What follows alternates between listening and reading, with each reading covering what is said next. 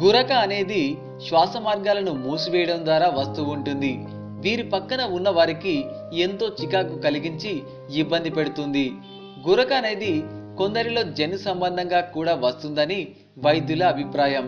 వాస్తవానికి నిద్రించేటప్పుడు ముక్కు గొంతులో గాలి ఆడక ఆ చుట్టుపక్కల కణాలు వైబ్రేట్ అవుతూ గురక వస్తూ ఉంటుంది.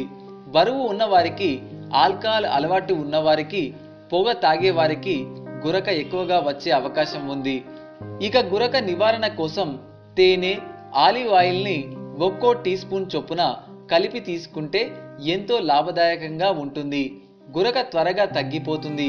ఇక గురక ఉన్నవాళ్ళు వ్యాయామం రోజు చేయాలి. నిద్రించేటప్పుడు వన్ సైడ్గా తిరిగి పడుకుంటే గురక రాదు. తలగడ ఎత్తుగా ఉన్నది పెట్టుకోవాలి.